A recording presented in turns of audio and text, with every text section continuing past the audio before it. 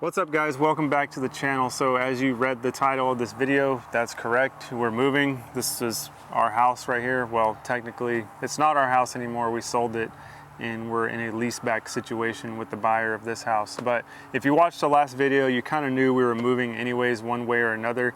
We're on this roller coaster real estate deal, and it's just been up and down, one thing after another. And I talked to a lot of people and they're like, it's usually not like that. It usually goes pretty smooth.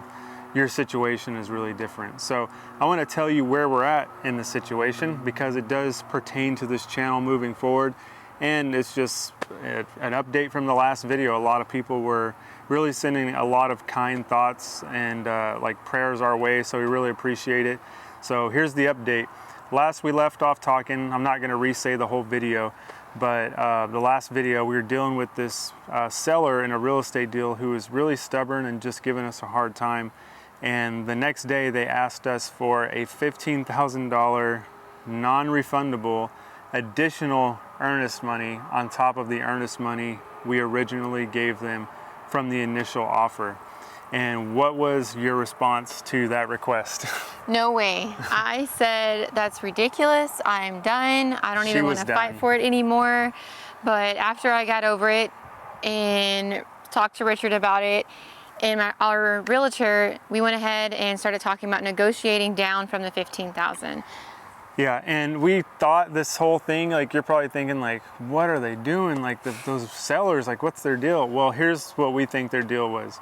We think they were trying to scare us off because of the seller's remorse that they had, or they were trying to scare us off because they got a cash offer, or they were trying to scare us off because they got a better offer. Maybe not a cash offer, but a better offer as in like X amount over asking is what I mean by that.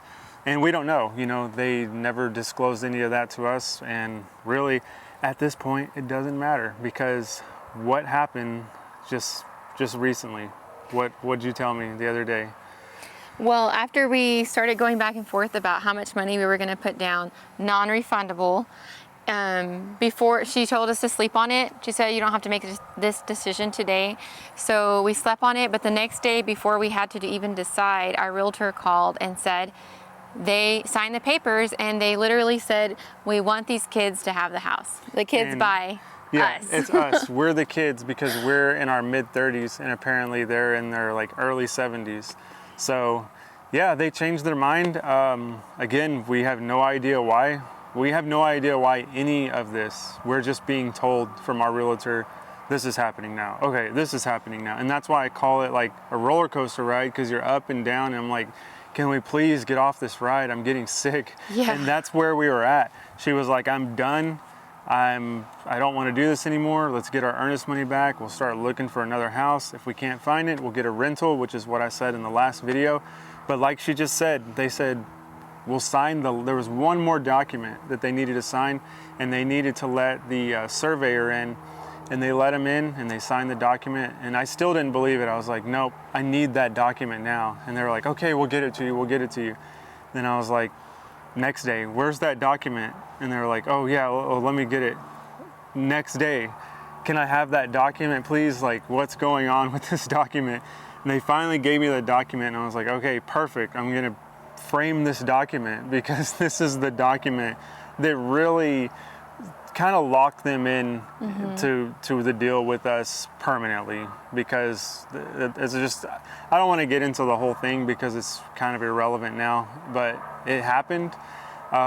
We sold this house, we went to the closing table, and then the next day we went to the closing table for the new house. So yes, we did get the new house. And I think it's going to be really interesting to share it with you guys. I think it's going to be totally unexpected from what you think, maybe, or maybe you won't be surprised. I don't know, but we're going to get to that in the next videos. But I can't show it to you now because we have a lease back from the seller of that house. They requested a 4-week lease back from the time of closing, and we did honor that. We gave it to him because, I mean, we're already this deep into it.